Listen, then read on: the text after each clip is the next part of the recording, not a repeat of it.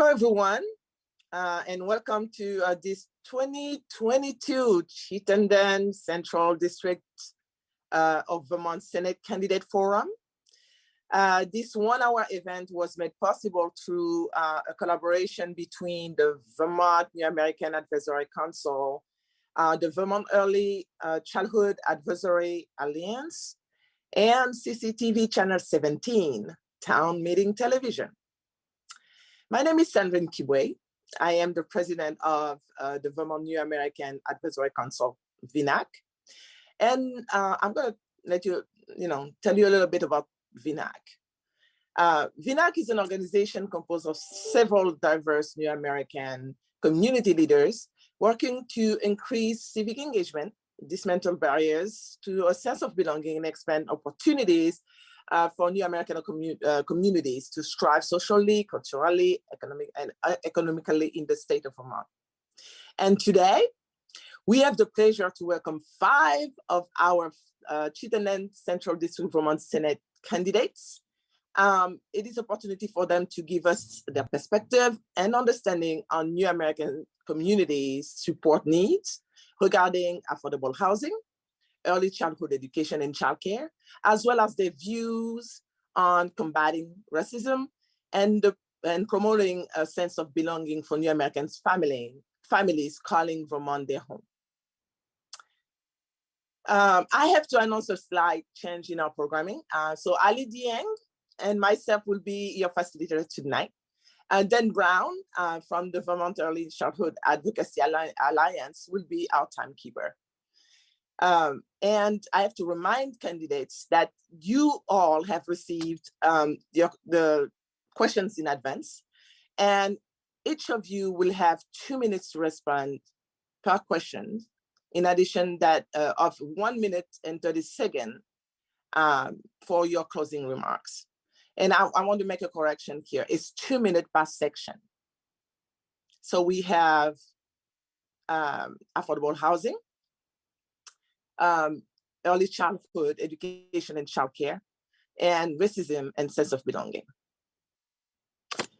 I will now give a chance to candidates to introduce themselves, and we have an order here, so please pay attention, if you please. So Mr. Phil Barout will be the first, Don Ellis second, Martin Gulek third, Herhard Menke will be the fourth, and the last but not least, Tanya Vyhovsky, responding to those questions or those sections. I do believe that we could go ahead, and I will be asking the candidate the first question. Are you ready? I hope so. So introduction and opening statements. This is what you'll be able to do. You'll be able to introduce yourself and to have your opening statement stated now. By answering this, what would you say this election is about? What is at stake in Vermont's lives in general and New Americans in particular?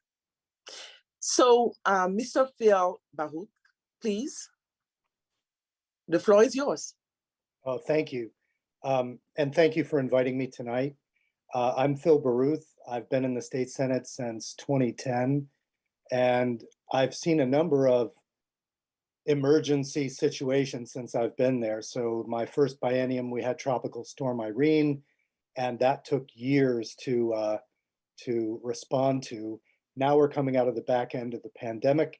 I think we all had our eye on that particular public health crisis, but what was going on at the same time was, and this is now so well documented that it sounds crazy that we ever didn't understand it, but there was a coup attempt at the highest level in Washington to try to steal a democratic election from Americans. And that's the sort of thing that I think people flee other countries to get away from. So more than anything else, this election is about democracy, voting, making sure that people's voting rights are respected. One of the things that I want to point out is that in Montpelier, we have tried a number of times to pass non-citizen voting, and it has been stopped at various levels for different reasons by the governor, among others. But I believe in that. I believe in empowering people that have come here and then making sure their votes count and aren't stolen from them in one procedural way or another.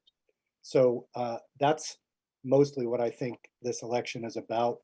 There's a whole host of other topics, but that's paramount. Thank you, Mr. Baruch. Don, Ellis, please. The floor is yours. You are muted, yes. Thank you. I'm honored to be here, Ms. QB. And I have a particular affinity for your mission as I was going through and really read your history and read how the work of the various New Americans has come together to focus on the civic democracy piece for your members and the communities they're in and the communities they serve. I can't think of a more important forward-looking piece of work. And it is critical in this time because what is at stake is who is going to be included in our democracy, who the institutions will support. Will the doors be open? Will they be closed? And what leadership will take us forward post-pandemic as we are reinvesting in people and in some cases investing in the first time in their trajectories towards being able to determine their lives and thrive here in Vermont and in America. I am a human rights commissioner for the state. In that role, I've seen some of the ugliest sides of Vermont, but in my life in Vermont, I've seen some of the most beautiful. And I am taken back to how, when my children began school in Sustainability Academy, we all realized that the fact that people from around the globe were sitting with them at the table at lunch and learning together with them was one of the greatest assets Burlington has. And so as my children grew up with people from Nepal and people from Somalia, it is inherent upon me to pave the way so that the history and legacy of some of the isms, the discrimination, the ugliness falls by the wayside. So our young people from across the globe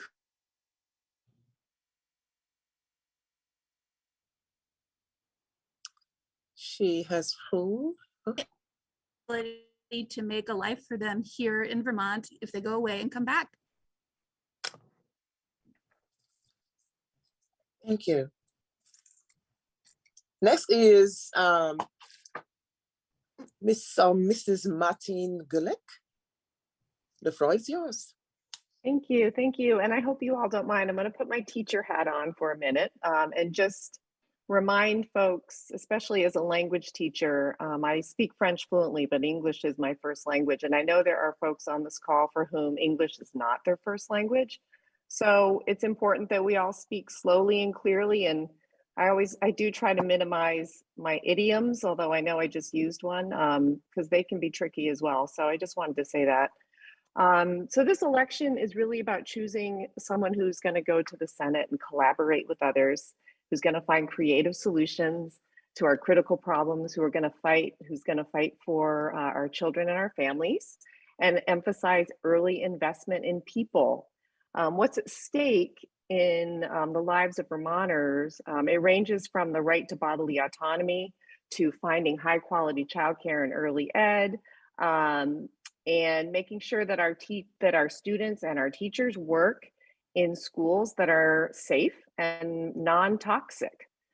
This is a huge issue that we all know is coming down the pike. We have a lot of aging buildings, and I worry about the safety of our students and our teaching staff.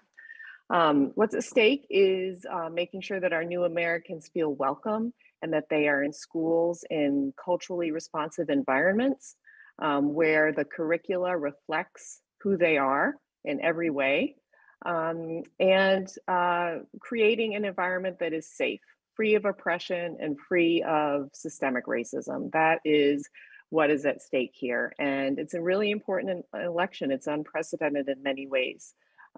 So I'm really happy to be here and to be stepping up. And as Phil said, this call to action at this really critical time in our democracy. Thanks. Thank you. Next will be Mr. Howard Mankey. The floor is yours. Thanks. Thank you so much, Sandrine, and thanks to VNAAC and CCTV and the Early Childhood Alliance for this opportunity. Just a quick bit about myself. I've lived and worked in Chittenden County for over 40 years, raised 2 adult children here that went through the Burlington school system, K through 12, and unfortunately both live out of state now. My wife, Sydney, was a maternal child nurse and worked with many new American families before she retired.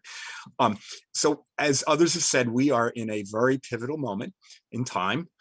We are coming out of, hopefully, COVID, although it looks like we're not totally out of the woods. We're in a time of heightened racial reckoning, starting back with the murder of George Floyd. We are in a time of heightened awareness around sexual harassment and male dominance in our society through the Me Too movement. We are in a pivotal time to save the planet. We've only got a few years left to make sure that our children and grandchildren have a livable planet. I have worked for many years in affordable housing, in community development, in municipal affairs. I've dedicated my career to public service. And I feel that, in this pivotal time, I want to be part of helping to transform Vermont to be the more inclusive and vibrant, safe and welcoming place that we know that it can be, and in spite of some of the evidence to the contrary, as we see through microaggressions and acts of racism and systemic racism on a daily basis. And lastly, I'll just mention, in addition to my affordable housing experience, most recently I've been working for the office of U.S. Senator Bernie Sanders for the last 1.5 years as an outreach representative. So I bring both federal and state policy experience to bear to being in the Senate. Thank you. Thank you. And last but not least at all, Mrs. Tanya Vyhovsky. I'm sorry if I just destroyed your last name. Great, no worries at all. Thank you so much. And thank you for hosting this and giving us the opportunity to come to you and discuss the issues. I'm Representative Tanya Vyhovsky, and I represent Essex Town in the House. I work as a social worker, and I work every day with people struggling with the status quo. I grew up in a single parent working class home, and I've never seen people in positions of power that represented me or were truly speaking and fighting for families like mine. To me, this election is about transformation. We have an opportunity with a huge amount of turnover to make sure that we have new and different voices in policymaking positions. It is about lifting up people's different life experiences to speak to how Vermont has not been working for them. It's time to ensure that we have leaders who make space for everyone to speak, not just the people in their networks. In my time in the House, I was often alone or in a very small minority, speaking up to issues of economic, racial, social, and climate justice, and I should not be in the minority. And we have an opportunity right now to make sure that I'm not. We are at a pivotal moment in Vermont and across the nation, and we cannot let the status quo continue. We need all of us together to build a Vermont where everyone is heard, safe, and knows that they belong. And we will not build that by continuing to elect the same voices and the same people who've been hoarding power throughout this country's history. Everything's at stake. We're in a housing crisis, an opiate crisis, a mental health crisis, a childcare crisis, and a climate catastrophe, and still in the midst of a global pandemic that has disproportionately impacted new Americans and people of color in Vermont. The list of crises goes on, and it touches every aspect of our life. And now is the time to come together to lift the voices of those who have always been shut out of the conversation, to build a vibrant, diverse, and welcoming community, and fight for truly intersectional policy that breaks down the barriers to life, liberty, and justice for all. Thank you so much for all your responses. Ali? Right. Thank you all for the passion that you have demonstrated so far here, and for your willingness to serve us all at the State House. This question is about housing affordability in the state of Vermont, and each one of you have 2 minutes.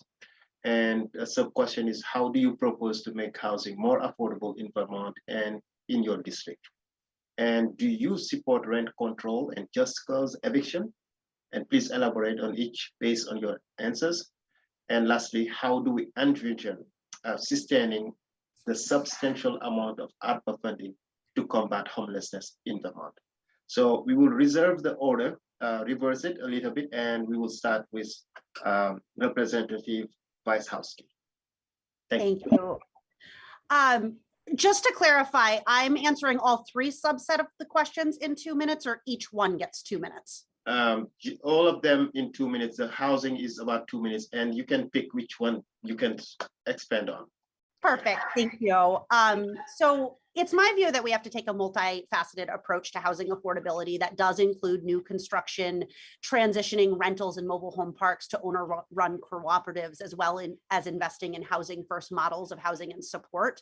We also, however, need to ensure that we're shifting the conversation from affordable housing from simply rentals to affordable home ownerships.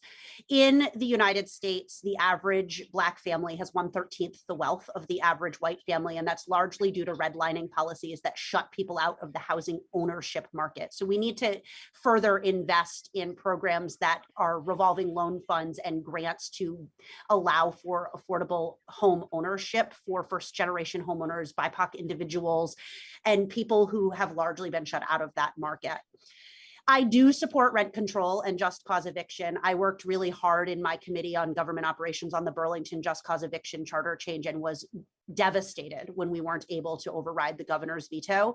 And I think that we need to build a multifaceted approach here where we have multiple towns asking for charter changes like this, which will help signal to the General Assembly that there is an appetite for statewide change in this direction.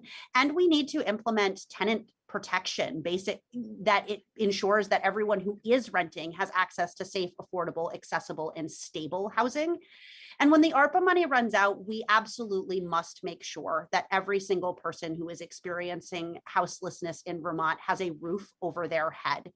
But I do think we need to move away from models of transitional and contingent housing and towards models, as I said, like the housing first model, premised on the fact that housing is a basic human right, and that permanent housing is the most stable, humane, and cost-effective way to ensure that everyone is housed.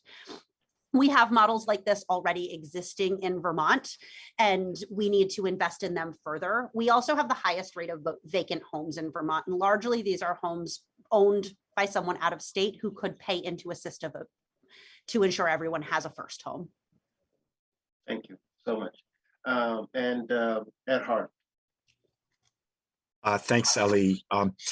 So yes, we are in the midst of the worst affordable housing crisis that I've seen in my over 30 years of working in housing and community development in the state. And I have been someone who has been at the State House every day fighting for more affordable housing for over 24 years.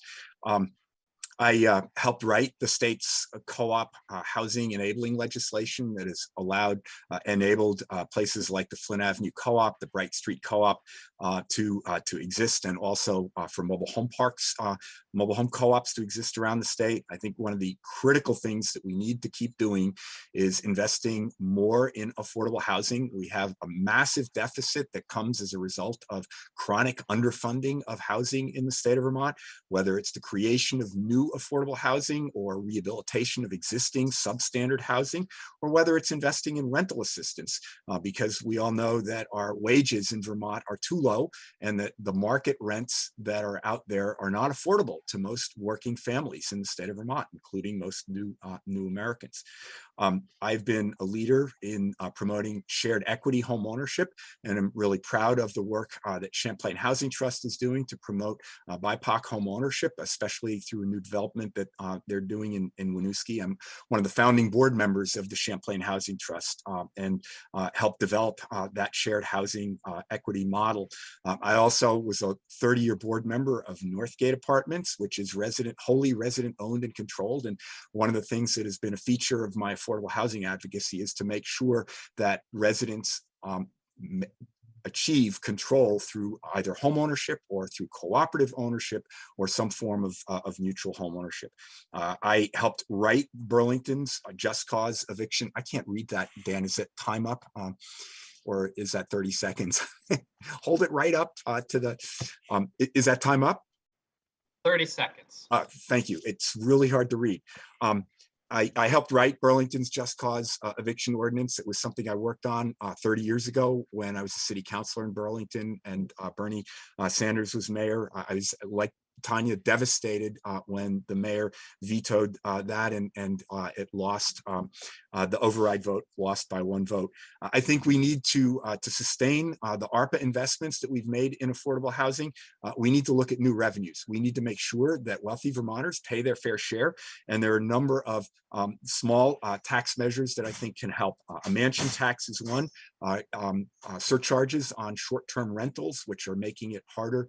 They're taking rentals off the market, making it harder to find affordable rentals in the state. As Tanya mentioned, we have vacant housing all over the state. We should figure out a way to tax second homes more. And I long have advocated for a surcharge for hotels and motels. We have a great tourism industry and we should tap that for additional revenues. Thank you. Thank you. And yellow is 30 seconds. Red means your time is up. Okay. Gotcha. Thank you. Thank you. And we are going with Commissioner Gulick. Go ahead.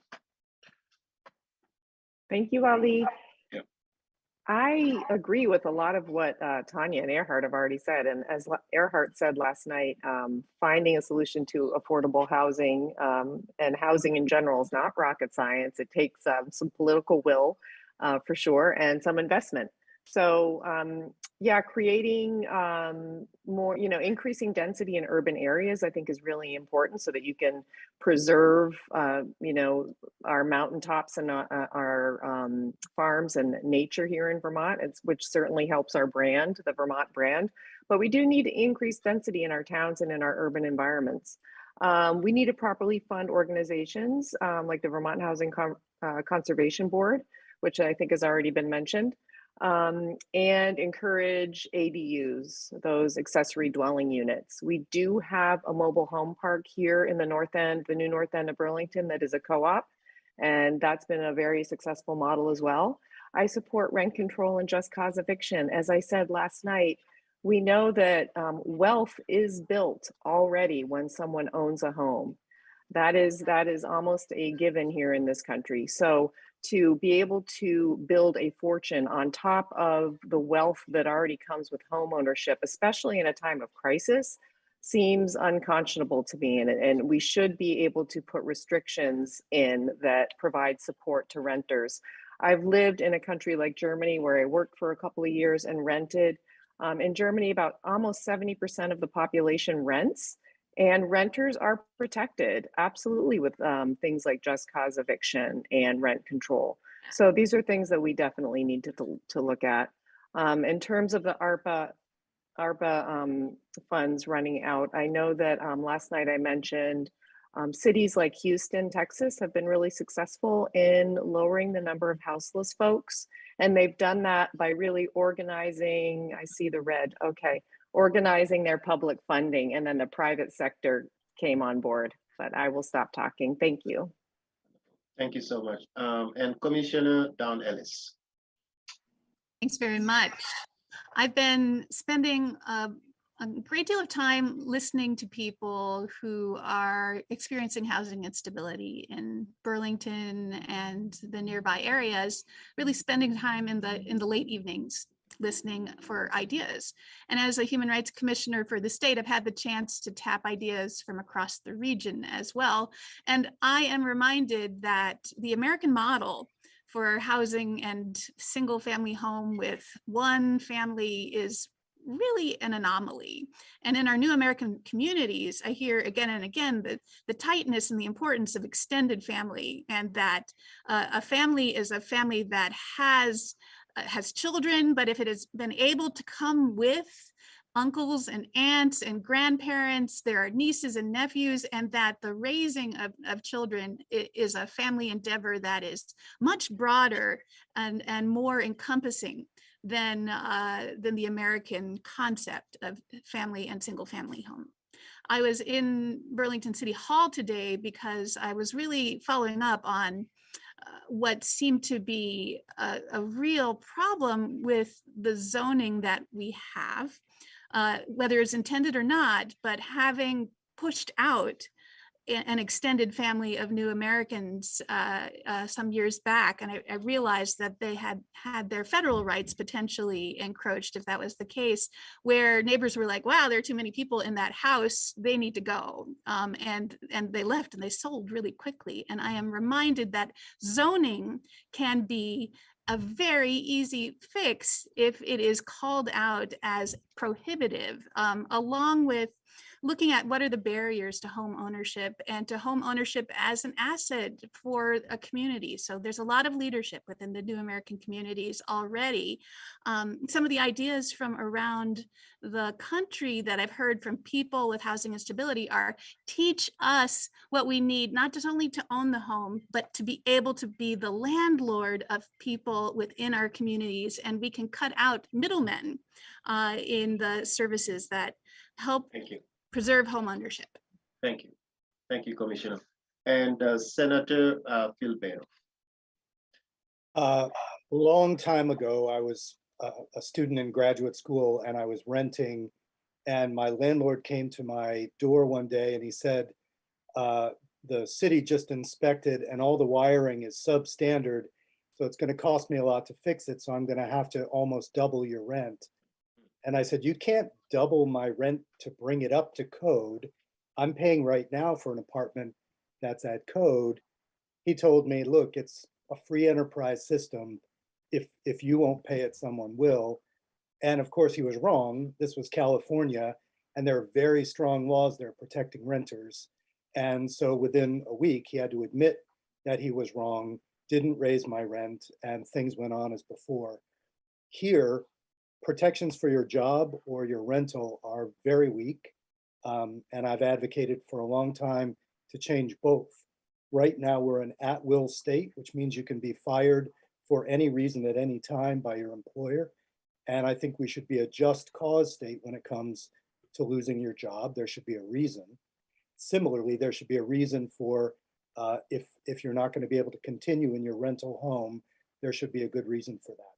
So I do support just cause eviction. Then when I came to Burlington and I went to buy my first house, the down payment was prohibitively expensive. And so I had to wait 3 years to be able to save the money. So one of the first things I did when I got into the legislature was I worked with the Vermont Housing Finance Agency. We created the down payment assistance program. So you can now get a house with zero down payment if you qualify for that program. Very proud of it, and I think we should do more like it.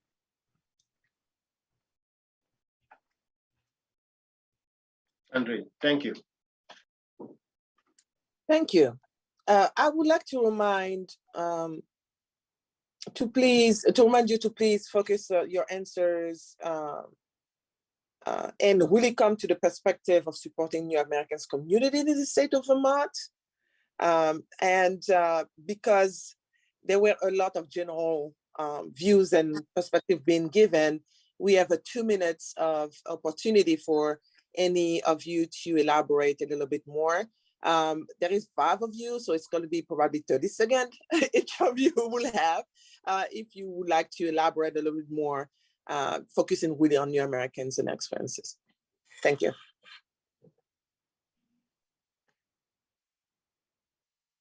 Well, if not, we can move forward with the top.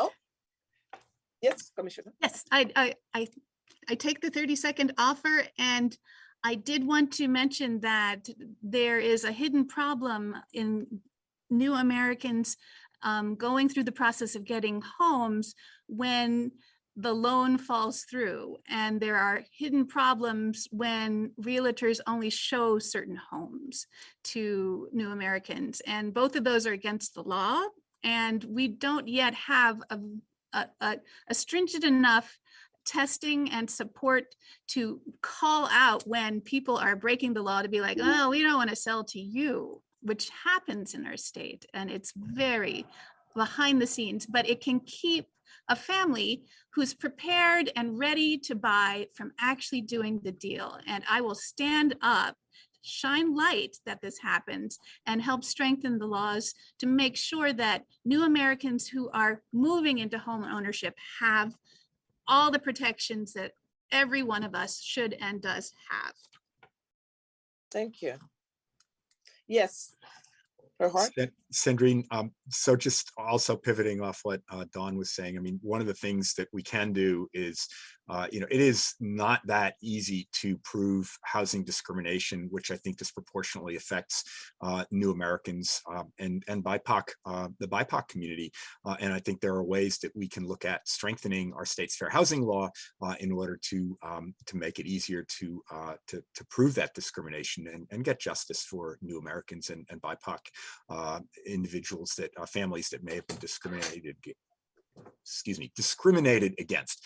The other thing I'll say, and I know I've heard this from new American families that I've spoken to, we seem to be building mostly 1 and 2 bedroom apartments around the state. And traditionally, new American families often are more multi-generational and need larger homes and larger apartments. So one of the things I would like to see is that the nonprofit sector that is building affordable housing build more 3 and 4 bedroom apartments as well. Thank you. Yes, Representative.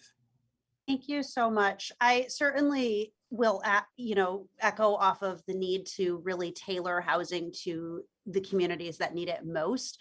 I also think it's an important point to talk about the larger economic system that we're talking about that is really shutting out certain voices and really building up and making investments in our new American communities in ways that allow them not only to buy into nonprofit affordable housing, but to make a living for themselves, whether that be through revolving loan funds that allow people to start businesses, or whether that be investing in a micro transit bus that goes to the new Farms for New American plots so that people can get there more easily. We need to look beyond simply making housing more affordable, but also to making our economy more accessible.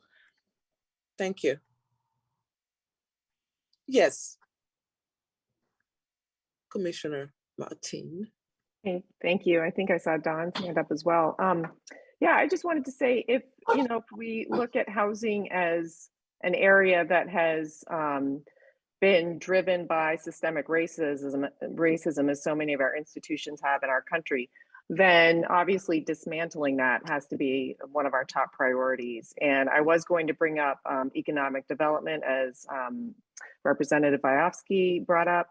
One of the things we do in the Burlington School District, when we, for example, have a need for an event to be catered, we always look to new Americans to support their businesses. And we recently, at our retreat, we were really fortunate to be able to get some wonderful Somali food. And I know that the woman who was able to provide that food works out of a kitchen at the Old North End Center. So she has this kitchen that is provided to her, and it's a shared kitchen.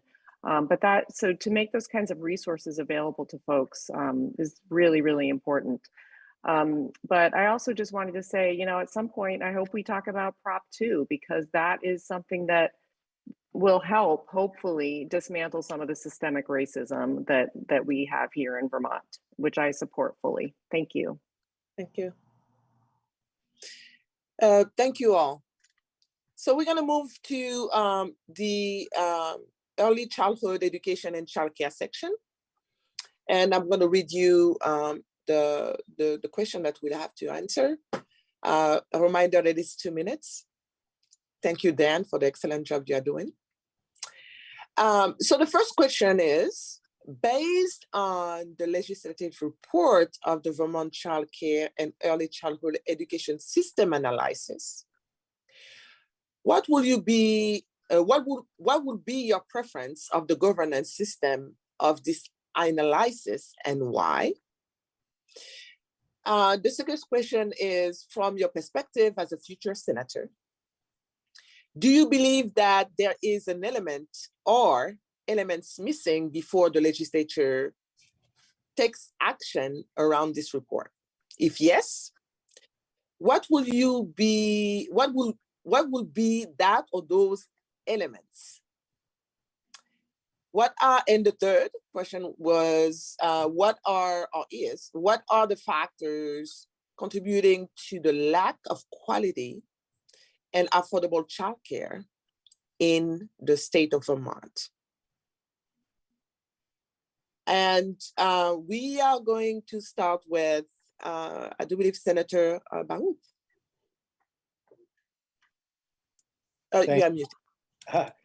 Sorry, my dog was barking there. I had to mute. So Act 166, which was the state's attempt to get into the business of supporting pre-K education, it provides 10 hours of subsidized education for kids 3 through 5. And that tells you what the problem is. There isn't a parent out there who will say, oh, I need 10 hours of subsidized childcare. It's a taste of what we need, but basically what we have always done is dipped our toe in the water and then refused to pay for the whole shot of what we need. So I think the way to do that is to bite the bullet in terms of the larger costs, and that report that you mentioned lays those costs out, but it doesn't have to be the state that picks them up completely. So for me, the biggest missing piece is employers, especially large businesses, should be either providing childcare or subsidizing childcare. And the pandemic showed us, if parents don't have childcare provided by someone, it's going to be employers who suffer and the economy overall that feels the drain. So Vermont Businesses for Social Responsibility has always been very helpful in terms of talking with the legislature about how can employers be partners in providing childcare and early education. We need to be doing more of that, and especially where it concerns large employers. Problem being that Vermont doesn't have a lot of large employers. Most of the employers and businesses in our state are small, that is under 10 employees, and that gets a little dicier to pass through the legislature. But that's definitely where we need to go, is a partnership between employers and the state, and then the state has to bite the bullet and pay its fair share. Thank you. We are going to move forward with, and I'm sorry, I did not, with Commissioner Dawn Ellis. Thank you. I'm thinking with you today. And as I sit in this community, again, I want the lessons for policy to come from the assets of the community that are already understood and known in the different New American communities. And so what I see and what I've heard is the incredible importance, again, of family in the development of the young person, especially in the young person who has come from elsewhere and come to America and has very important parts of culture that they want to retain from their history, language that they want to retain from their ancestors and from their family still abroad. And I think we miss something if we only think of one model of childcare as send your kid off. When people have lots of money, they get to make choices about how much time the parent, the mother, spends with the very young child to give them as much of the understanding of the family as possible. What if we were to take that kind of priority and model to what early education could be and how we could support it? I think we then look to flexible models where it might be how much childcare you need, which isn't necessarily farming them off all the time and isn't necessarily the 10-hour model either, but where a balance is there where sometimes, and we see this in like work with the family room, where sometimes the parent is still in the mix, but it's a chance to socialize and a chance to have access to early learning, diversification, more time in the English speaking world, a chance for a little balance. So it doesn't have to necessarily be in that 3 to 5 or birth to 5 category that sending them off is always the best model. And I think we need choices. We need to honor that parents themselves are spending time doing this work, and to provide traveling resources to those families, and to support the development of small and micro business ownership for that flexibility in our new American families. Thank you. Commissioner Gulick? Thank you, Sandrine. Yes, so I see Aden Haji on the call. Hello, Aden. Aden and I served on the school board together.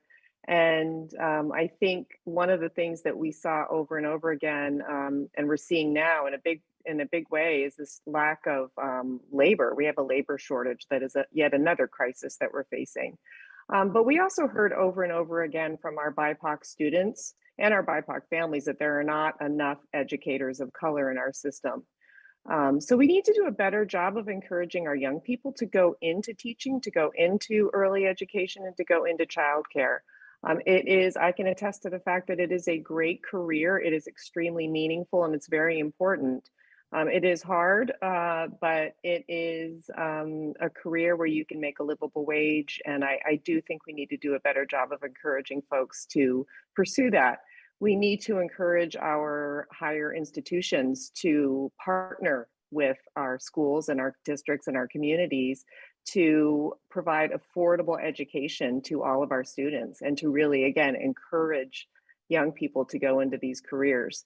And I really appreciate you sharing that document with us that really underlines the path forward to a better childcare system. And really the main focus, I would say, or one of the main focuses of that document, was having a more centralized approach. So really having one agency within government that looks at the whole system, organizes it, and has a sort of wraparound collaborative approach. That is, from what I can see, the most important thing that we can do right now. So I would follow the lead. I also think that advocating for paid family leave has been proven to pay dividends. Again, that's an investment. It's not just a financial outlay, but it is so incredibly important. Has been proven to work in so many countries all over the world. Thank you. Thank you. Mr. Herhad Menki. Thanks again, Sandrine. As someone who led the Vermont Affordable Housing Coalition for many years, really appreciated the collaboration with the Vermont Early Childhood Advocacy Alliance. Housing advocates, I think, have long recognized the importance of quality childcare and universal pre-K for the cognitive, emotional, and intellectual development of children. I mean, the first 5 years of life, we know, are the most important for laying the foundation for future success. And really appreciate having worked for a number of years with the Alliance on moving forward the importance of childcare and funding, especially for subsidized childcare slots. As I think I mentioned earlier, my wife, Sydney, who's a retired maternal child nurse, started her career working in early childhood. And I think as a childcare worker, and I think one of the many things that we undervalue as a society is childcare workers. They are underpaid. They are, in many instances, don't have sufficient ongoing training, and we have, through the pandemic, lost countless quality childcare centers, countless slots. We have seen a lot of folks move out of early childhood and into other professions. So we have, as I think someone mentioned before, an absolute crisis in childcare. We need to find ways to fund subsidized slots, to provide ongoing training for childcare workers, to make quality childcare centers financially viable and to pay people what a livable wage that they can live on. And some of the things that we can do is help with housing assistance and hiring incentives, and also with loan forgiveness for folks who invest in studying early childhood and then don't have the money to pay off their loans. I see I have time. Maybe I can say a little bit more in the open comment section. Thanks. Thank you. And Representative Tanya Wojciechowski. Thank you. So in terms of governance, my initial thought would be to consolidate into the existing agency of education, as childcare is early education. And I would also hope there would be economies of scale that would allow for the sharing of resources and lower administrative costs. And I think we need to move towards looking at childcare as a public good and the early education and investment in our future that it is. However, when looking at that survey, it seems that that's not the most popular governance model amongst stakeholders. So I would really want to better understand why their preference would be to create a new agency, as I'm always wary about recreating bureaucracies that already exist. And I wonder if there's a way to solve the challenges within the agency of education that might make this a more palatable option. In terms of, are there elements missing? Of course, there are elements missing. We need to, yes, ensure equity of access, and we need to ensure an equity curriculum, but we also need to ensure that we have culturally appropriate and accessible childcare centers. As has been pointed out, so much of our education model is really grounded in upper middle class white values, and we need to make sure that we are really shifting that model to make sure that everyone has access to a high quality childcare system that works for them and works for their family and responds to the culture that they're bringing into the table. I would propose that we set up a task force to inform this, that really lifts up the voices of those for whom the system is not working or for whom the system is not welcoming, including new Americans, people of children with disabilities, people who cannot currently afford childcare, and our early educators. The factors contributing to the lack of quality, affordable childcare are many, not the least of which is low pay and high education cost. And so we need to ensure that we are paying our childcare workers livable wages. And there's no way to do this without subsidizing the system, because our childcare centers can't afford to pay more without charging more, which makes the system more unaffordable. We also need to invest in forgivable loans and grants to make the education for early educators more affordable. Thank you. And just to let you know that because of time, we are going to ask you to add more comments or more information that you might want to give us and the public in your closing statement. We are quite late. We are about 10 minutes late. So we're gonna move forward with the third section. Ali. Thank you again for participating and for coming and for expressing all your view about those issues. And this one particularly is about combating racism and increasing a sense of belonging. And please answer from the perspective of new Americans. And A, we want to ask, what are the factors contributing to the lack of a sense of belonging from the new American community and BIPOC community in general? The second one is, do you think that there is a rise of white supremacy in the United States? And lastly, what do you think the state should be doing more in order to increase civic engagement among new American communities? And for this one, we are going to start with Don Ellis and then followed by Martin Gurek. Thank you. This is near and dear to all that I believe in, to find the ways to make sure that we are becoming more and more inclusive, not less and less. Indeed, in my work as a Vermont Human Rights Commissioner, I have seen the rise of white supremacy in Vermont. Covert has been around a long, long time, and now it's coming from the back room into the front hallways and the streets and leaving tire tracks and worse. So I will stand up for a Vermont that includes us all with every breath that I take. And I cannot think of a more beautiful asset that our state has than its people. And especially when I think about this central district, this is the district that is the most diverse district in the entire state of Vermont. It has the most languages spoken. It has an asset that is underutilized by the whole state. Think about how little foreign language is learned in the course of Vermont education, and yet how many people and their families are speaking 4 languages, 5 languages. We are missing the disconnect of the opportunity and the asset of the new American community for Vermont at large. I would love to hold that community up. In terms of state civic engagement, I've been pondering this for this forum, and we do need to move to new and increasing ways to systematically be able to hear from the new American community who cannot yet vote. I am very interested in the local voting movement Winooski has modeled, but I'm curious about the idea of can we create a way for the new American who has not yet got citizenship to go to the polls and participate in the same way that provisional ballot allows someone to participate before it is determined that they can indeed vote at that place? Can we collect that data in a separate way to show what a new American community believes? Thank you.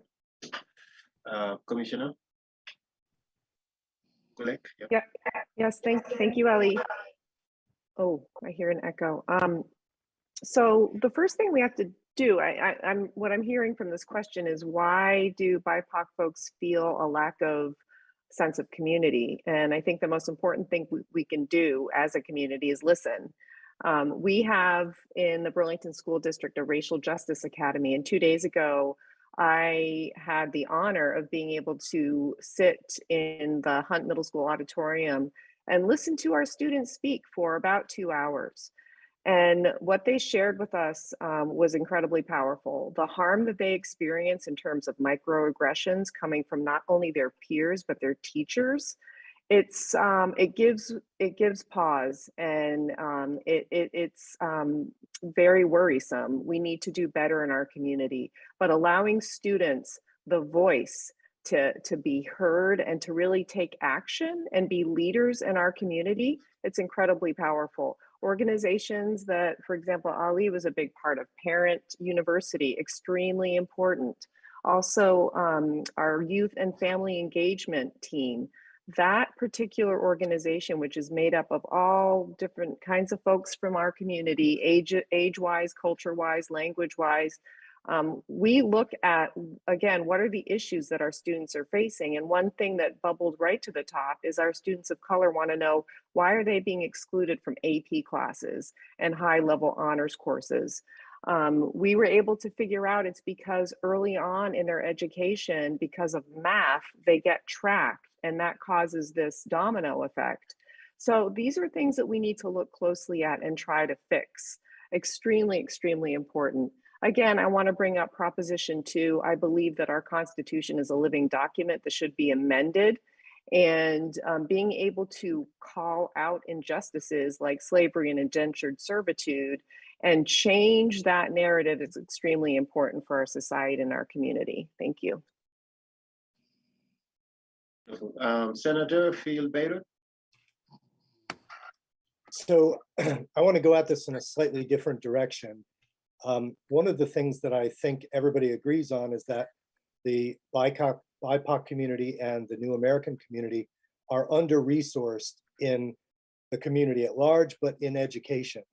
And so when I was the chair of Senate Education, I brought my committee to Winooski, and I brought them to Burlington High School. We talked with the superintendents. They said their #1 ask was that we change the formula for how we fund English language learners, among other categories. And so it took 4 years from that point. I put in 2 bills to do that. Eventually, this session, we managed to change that mathematical formula. So going forward, Winooski and Burlington will receive more help for every BIPOC student, every New American student, every English language learner, kids in poverty, And that will be a huge benefit to the community at large. It will allow us to provide more liaisons, more cultural specialists, more translators, everything that we need to make that sense of community and transition that we've been talking about. Shout out to Martine. I was working inside the State House on this. She was working outside. And together, that was a coalition that was very hard to oppose. So the coalition outside was lots of districts across the state, not just urban districts, but rural districts too. And people like Martine were very vocal, pushed very hard. And that prevented one thing from happening, which was after all of this work, there was a move right at the end to pull English language learners out of the formula altogether and put them into a different category where they would be easier to underfund. That didn't happen because of Martine's work and the work we did in the State House. And people should know about that. That's going to be a big change in Burlington and Winooski. Thank you very much. And Representative Whitehouse. Thank you so much. This is a complicated question I could probably talk a lot about. I think it's important for us to challenge the idea that any one community is a monolith and that we can have one person speak for a community, or that we as people who have held systemic power know better for any community than what they need. That is to, and what I mean by that is that we need to really invest in building new American-owned businesses and new American-owned organizations that tell us what it is they need to be to feel more welcome in Vermont. I do know one issue from my work with Connecting Cultures is that language access is a huge problem. Lots of places have translated materials as an afterthought or don't actually have anyone on staff that can interact in a language and will ask family and friends to interpret in inappropriate situations. And so I do think we need to really invest in stronger guidance and education for language access, particularly in our professions that are receiving state and federal dollars, our teaching professions, our social work professions. And that needs to be foundational learning. My partner is a Black man, and nothing opened my eyes to how pervasive, insidious, and dangerous the racism in Vermont is than walking alongside him. And we need to, as white people, stand up and name that, and not protect the comfort of our white friends over the safety of our BIPOC friends and family. And we need to, and that doesn't mean that I know what my husband needs. We need to really invest in hearing from the people who are most impacted by systemic racism in our country as to what they need, and we need to listen. We need to take action on the things that they have been screaming to us that they have needed for a long time. And as a nation, we have terrible civic engagement. I would like to see us invest in universal civics education so that every child, no matter their background, has civics education. But I also want to see us invest in civics education for adults who haven't gotten that in an accessible and interpreted, translatable way. Sandrine, thank you. Thank you very much. It is. Am I going to get a chance to answer this question? Oh, yes, that's right. You guys passed over me. I'm sorry. Yes, you're right. No worries. No worries. Mr. Hardmenke, your turn. Thank you. Thanks. I guess what I want to start off by saying is that I'm from an immigrant family myself. I was not born in this country. My family left war-torn Europe in the early 50s. I came over here when I was a little kid. And though I'm a white immigrant and can't fully understand and experience some of the discrimination that I know Black new Americans have experienced, I did experience some of that discrimination in the 50s, and it was painful. And from that experience, I think I have a little bit of an inkling of what new Americans from Africa, from Nepal, from Bhutan, from all over the world have experienced that are not part of our predominant white culture. Why is there a lack of sense of belonging? Well, frankly, it starts with the fact that we're still one of the whitest states in the country, and folks of of color do not see as many people that look like them, that look like you here. And that, I think, creates right from the start a sense of just difference and alienation. We do not have, we have so many Black leaders on this call in this forum, but we still, as a state, do not have enough people of color in leadership roles across the state, and that is one of the things that we really need to work on and really need to promote. I agree with what has been said about making sure that we center new Americans and people of color. If elected, I would look forward to working with VNAAC because you folks need to be voices at the table. We need to hear what your needs are. And I would say, you know, my initial understanding is, as we talked about before, we need to help new Americans build wealth through homeownership, through credit to start businesses. And we need to make sure that the curriculums that your children have in school reflect their cultural values and their backgrounds. And was proud to work with Phil on the ethnic studies bill that passed a couple of years ago that ensures that we see that in Vermont curriculums.